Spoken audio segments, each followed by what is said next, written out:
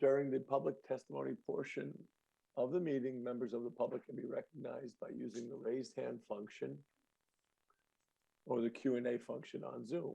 If joining only by phone, press *9 to raise your hand. Board members are asked to announce themselves when making a motion and second, so it will be clear to the audience and to minute takers who made the motion. All votes will be by roll call. To ensure we have a quorum, we will now have a roll call. Gregory Strange present. Kedem present. Robert Stetson present. Chris Anderson present. All right, we have a quorum, and given the fact that we are missing 2 members, Amos Kedem, the alternate, will be sitting in as a full voting member this evening. And give me 2 seconds to hit preferences here. Okay, so first up, we have a hearing for internally illuminated sign application for 2 Belmont Street Honeydew Donuts. If there's someone in the audience that is presenting, please raise your hand so that we can let you in. And I see someone, okay. Promote Nicole, I will promote you to panelist. And if you could just give your name and address for the record. Sure, my name is Nicole, and I'm with Sign Design at 170 Liberty Street, Brockton. Okay, and Nicole, I'm sorry, I need your last name for keep us legal. I'm sorry, Handricken. Okay, thank you very much. The floor is yours. Would you like to present? Okay, we've already presented this once before, but we were told that we couldn't have 2 sets of channel letters on this building. Or we'd have to get we'd have to go to zoning or, so we decided to drop one out, and we're just gonna have the on the right hand. Oh, you don't have pictures, huh? So I'm sorry, you just cut out. You said you said sorry. You realized you didn't have the pictures up, the layout up of the honeydew. Right. Well, we've requested. I don't know. We've started about a month ago to request all applicants to actually share their screen. If you're not prepared to do that, gentlemen, do you have access to the files online, or do I need to share my screen? I can see that. I can see him as well, but okay, it's always nice to see him on the screen as well. Right. So you want me to share my screen? Is that what you mean? That's fine if it makes it go more smoothly, but I have access to. Okay, so if everybody has access, that's fine. So, okay, Nicole, so as best I could tell, if I understood right, so the subway signs are disappearing, correct? Correct. The subway signs and the smaller honeydew signs. Right, and being replaced with, and what's going to be replaced with? We were originally trying to do channel letters on both sides. Okay. However, at the last meeting, they said we couldn't, so they decided to just do the honeydew on the Belmont Street side. Okay. So you're just doing one. You're taking down 3 signs and adding 1, I guess. Correct. Mm-hmm. Okay. So that's not really reflected in the plans, but I guess we can get that in a minute. Because the plan I have still shows. Yeah. I'm sorry? You're taking 2 subway signs and no, I understand that, but I'm looking at a version that shows still 2 honeydew signs. Oh. No. The one that was sent to us, Greg, in the agenda just has 1 Remove. sign. Okay, well, that's fine. Maybe what's on permanentized might be off. That's as long as we can, we'll note that in the minutes, we'll be okay. Okay, so it's going to be 1 set of channel letters that says honeydew on the Belmont Street side. Yes. Any questions or comments, board members? Any comments from the public? Anything, raise your hand on Zoom. All right, so seeing none, I'll accept the motion. Motion to approve the internally illuminated sign at 2 Belmont Street, Stetson. Anderson second. Any further discussion? Hearing none, All those in favor, Gregory Strange, aye. Thomas Kedem, aye, Christopher Anderson, Aye. Robert Stetson. Aye. Great. Thank you, Nicole. Good luck. Appreciate you coming in. Actually, the next person too. Okay, we will jump to that. Give me a second here. Oh, why does this always close? So next we have a hearing, internally illuminated sign, 99 Eastman Street, Plumber Supply. Yes. So go ahead, Nicole. Okay, so they would like to install two signs. They want to do a dance expressions, which is, hold on, I just pulled up the wrong one. It's under the 20 square feet total, so I think there's a special name for that. It's a like a not accessory sign. It's a I of course wrote it down at work and didn't have it here. But okay, so that's just for the Dance Express. The Okay. major person in the building is the Plumber Supply Company. And they want to have internally lit letters along with a faucet. And then the blue. Now, the water that comes out of the faucet, it kind of makes it makes the water moving motion. I have it Is on it my is it an LED or a video screen? Because that's not allowed. Nope, it's just the channel letters. I mean, I'm sorry, it's the LED effect. It's like, it just shows like a drip effect. I don't know. Yeah, tried- because animated signs aren't allowed. I think we'd need to see maybe an animation of that. All right, so I'm assuming that's animated if there's some movement. I don't know if you're gonna be able to see it, but I'm gonna show it right there. Hold on. I don't know if you can see that. It just kind of, that's the water itself. It just kind of goes through there. Maybe if I go back a little bit. It just, Yeah, I it can't. doesn't really move. It just has the effect of moving. Right. Yeah, in the spec, Greg, it does say animated. See that? I don't know. Is not allowed, Chris, right? Well, what they're stating in here is Oh, that in their spec, right? Yeah. Oh, yeah, yeah. That's animated. And so the plumber supply, this is the first time I'd seen this with this application. So the plumber supply, that's just a light box, right? That's not channel letters. Correct. Because we have, for several years now, since we've taken over internally illuminated signs, really been trying to improve the aesthetic of signs. And this is a very big sign. And we have been sort of anti-sign box. We've been looking for halo letters or channel letters. Is that something that can be possible on this? Or? Check with the customer, absolutely.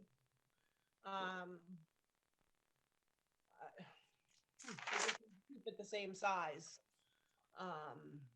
Because we can't go over the 100 square feet. So that's Right. my question. Yeah, but I can certainly check with the customer and see if they're willing to go with the channel letters. Okay. Board members, do you guys have any questions or comments? so in addition to the channel letters, it would also be eliminating the animated sign and just having it be a lit. Yeah, well, Water yeah, drop, what I I guess. what I was gonna ask is if since they're gonna have to, Nicole's gonna have to go back to her client and ask if you could send, submit a or you could even send it to Stephanie Danielson, the planner, and she could email it to us. I don't know if you can upload an animation, but if that could be uploaded to us, Didn't work. so that it could be looked at by the board and compared to the bylaw. But I Okay. think, and especially where I enjoy signs that are different. I love the crane sign up the street. That was a crane. But if I was going to one of the, at least, and I'm only speaking for me as an individual, for me to get, I don't think the animated water is the end of the world, but I would really like to. I would be much more amenable to that if I had halo or channel letters, because I just think it's like light boxes, especially something that big. We're just really trying to up our aesthetic, because I think that leads to property value and to more customers going to Plumber Supply because they like the sign. Okay. That makes sense. So, Amos, Bob, or Chris, you guys, anything? Yeah, it's interesting to understand what animated means because that's what we use in our bylaws too, right? Yeah, when that started, when that bylaw was written, probably 12 to 15 years ago, that originated from sort of, it was a CVS down on 138 at the intersection with 123. And it had one of those kind of red message board, maybe is what you'd call it. And there was a lot of negative reaction to that in town. And that's actually where the non-illuminated sign bylaw came from. We then realized, maybe that was a bit archaic, non-illuminated. So that was given to, the review by the planning board. So, times can change. I think if we could get a video of what this animation is, or, a website link or something, then I think that would help everybody, do a better. Is the problem the aesthetics or the problem is the distraction, the fact that people drive by and it can be a safety issue? What is behind? No, I mean, I think at the time it was an aesthetic. It was an aesthetic. Okay. Because the first first is it our judgment then? Is it what? Is our judgment of what we see, if we like Oh, it? sure. I mean, the analysis of aesthetic is certainly subjective. But the thought was, and back in the time, when LEDs first came out, and again, this is, like 12, 15 years ago, they were very bright. There weren't a lot of options. And, so I think what got this going was a couple red flashing signs that advertised, deodorant for 99 cents. And I think the thought was we were just, trying to improve the aesthetic, because I don't know how much business you're really going to get off of a flashing sign. But again, personally, and this is just me, I like signs that have a little character to them. I think that's nice. A little whimsy, it shows a little originality. So I've always loved when they came in for that crane sign up the street, right up the street from this building. So that was fantastic. Yeah. So this one, I have to say this one has character. I like it. Yeah, I would just, before I could vote on it, I mean, I'd have to see channel letters, or a halo, and I'd just like to see an animation or a video of what this animation is, so I know, because I'm just not familiar with it. Yeah, they're actually LED light strips that they're using. Right. So it just kind of goes around and it like lights up and then goes down, and so Sure. It's not a message board or anything. It's just the different sections light up. Right, just a different formation of LED, which we'll have to check with the bylaw and see if we can get around that, because I'm not sure if it's anti-LED, but we might be able to. I think we have some precedent there. So, all right, so we can continue. Our next meeting is actually next Wednesday. It's this Wednesday the 7th, right, Suzanne? Correct. So, do you think can you be ready by then? Want to come back on the 7th? Probably can. Okay. Yeah, why don't we do it to then? If we can't, we can always push it out to the one after. Okay. So can someone make a motion for that, please? Motion to continue 99 Eastman to September 7th, Stetson. Kevin, second. Have a second. Any further discussion? Hearing and seeing none. All those in favor? Greg Strange, aye. Amos Kedem, Aye. Christopher Anderson, Aye. and Robert Stetson. Aye. Great. All right. Thank you, Nicole. We'll see you next week. All right, thank you. I'll talk to you next week. I appreciate it. All right, bye. Okay, let me get back to the agenda.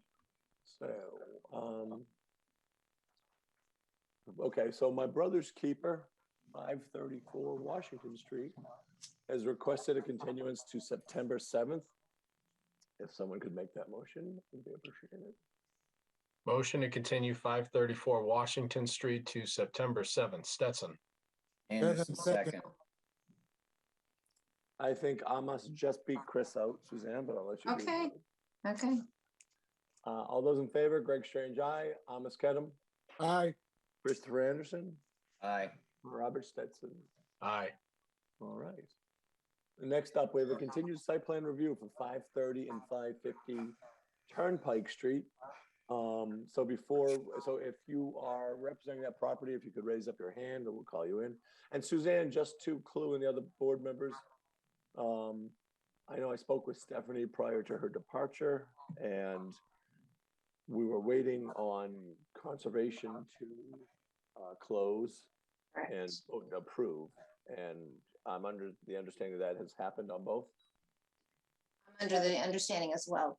Oh, there's Rob. That Okay. is correct. That is correct, Mr. Chairman. Okay, thank you, Tish. Oh, Tish, too. And I see one more hand up for a gentleman from VHB.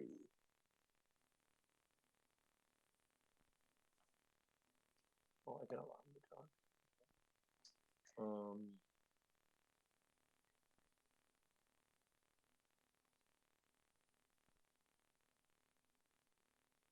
right, so who is, Rob, are you representing or who's presenting here? Yes, I am Chairman Strange, Rob Pellegrini here from PK Boston Law in Bridgewater. This is once again, it's regarding Turnpike Street, 530, 550 Turnpike Street. It's the Rhino Capital Advisors project.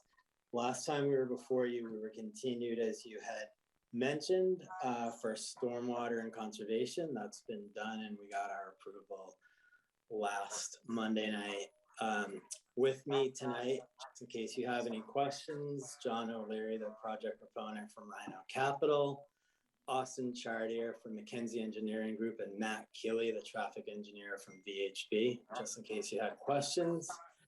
I'll turn it over to John O'Leary now, but I'm looking for some direction really from the board to see if you want or need anything else at this time. Sure, I was gonna say, maybe we can make this a quick night for everyone. Not that we don't enjoy spending time with you gentlemen. So if I'm correct, there are no changes to the plan that we reviewed last time you guys were in. And I know we were pretty much set. We're just in a holding pattern pending, Concon wrapping up, which has happened. So I'd throw it to the board members. Do you guys any questions or comments for the applicants or any motions you would care? And this is simply site plan review. Yeah, there's no variance. Yes. Correct. I'll make a motion to approve the site plan at 530 and 550 Turnpike Street, Stetson. Kadam second. Any further discussion? Hearing and seeing none. All those in favor, Greg Strange, aye. Robert Stetson, Aye. Thomas Kedem, Aye. Christopher Anderson. Aye. It is unanimous. Thank you, gentlemen. How easy was that? Thank you very much. That was very All right. easy. Good luck. We appreciate the Thank you. project in town. We look forward to it and have a nice Thank you. holiday. Thank you so much. You too. Take care, guys. So I need someone, 560 Foundry Street, Sawmill Village, has requested to continue to September 7th for the definitive subdivision and special permit. Motion to continue Sawmill Village to September 7th, Stetson. Anderson, second. Any further discussion? Hearing and seeing none. All those in favor, Strange, aye. Robert Stetson, Aye. Christopher Anderson, Aye. Thomas Kedem. Aye. All right. Last thing, meeting minutes. Looks Did good anybody to me. review them? Do you want to kick this to the next meeting if you didn't have a chance to see them? Or we can vote. Doesn't matter. In terms of you want to push it off? Yeah, why don't we push it off to when Peter's back? Yeah. You read my mind. Read my mind. Suzanne, no problem with that, right? That's fine, because it's a few days. Great. Chair's report. So two quick things, and then we'll be out of here. One is I'll wait to talk about I'm trying to think of the address, the Reed House, next to in the Center School. We're thinking we didn't need to once we reviewed, I was like, we may not have to rezone. There's a thought we may still have to, we'll probably, look at a rezoning amendment for town meeting. So we'll circle back at that at our next meeting. And interesting, if you recall, remember earlier this year, we awarded a special permit for a duplex on Paquontucket Avenue. And it was an old, if you remember, it was an old factory house from one of the, or an old worker housing from, it had been a duplex from one of the old foundries. And they came in and they first had presented to historical, which I'm on, so I was privy to that conversation. And they talked about how they were going to, preserve things and this and that. And then they came before us, and I think it's fair to say that much of that meeting, or that meeting was prefaced, that presentation was prefaced with a statement that they were going to keep the building and just put on. They would put on cement board siding, some wood trim, keep the look of it. And so that special permit was granted. I drove by the house on Friday, and all that was left remaining were the exterior first floor walls. The rest of the structure had been demolished, which now I've asked Suzanne, I was busy with a family wedding at our house over the weekend, so couldn't really dig into it, but I asked Suzanne if she could send me. I sent it. Oh, okay, good. But I've been on this, so I'm gonna review the decision, but I suspect I'll be contacting the building commissioner tomorrow and asking for a stop work order, because I think that's a pretty egregious violation of the special permit. Clearly, it was presented as historical preservation, and historical preservation doesn't typically involve demolishing 90% of the building. So just wanted to give you a heads up on that. And then one other, and I don't want to give an address yet. We'll talk about this at next week's meeting. Just something to think about. As a member of Historical Commission, if you're not familiar, we have the demolition delay bylaw, and that's any building that they're proposed to demolish that's over 75 years old in Easton has to go before the Historical Commission. And they have a series of votes they can take. Is it preferable? And basically, is it preferably preserved? Or if they vote that it's worth preserving, then a public hearing is held. And what happens is the Historical Commission can delay the demolition for up to a year, with the goal of trying to work out solutions to help preserve this. So there's there's a house in town that is on a piece of has like 4 acres with it, and once the property has been delineated, and they can get 3 new homes. But Historical Commission had reached out to us and said they would, given this part of town, there aren't many historical homes left in this area. They'd really like to possibly save it. So Stephanie and I met with the property owners and proposed the idea of what if you can get. Turns out they could get 3 houses on this, but with larger lots. So the thought is, well, what if you carved off one smaller lot? Lots need to be 40,000 square feet in the part of town where this is. You carved off a smaller lot to preserve the existing house. Now you can and did a true historical preservation of it. No vinyl siding, no additions, just preserve the house. Maybe add a garage, but a garage that's in scale and in keeping with the period. And it took the mechanism for that would be a variance from the ZBA, because we can't create, by right, you can't create a lot smaller, a non-conforming lot, less than 40,000 square feet. So we'll have a discussion probably at next week's meeting, looking at a preliminary plan here. And the thought is that they would be looking to create a new subdivision that basically had 4 lots in it, 3 new kind of standard, 40,000 square foot lots with new homes, and then 1 smaller lot, maybe about a third of an acre, maybe like 15,000 square feet, that this existing house would be on. So I thought it was a creative way to try to save this house, while not, I understand property owners, it's a business investment when they look to develop a property within the rights of the town. But I think it's in the town's, or it could be argued that it's in the town's interest to save an existing house whenever we can.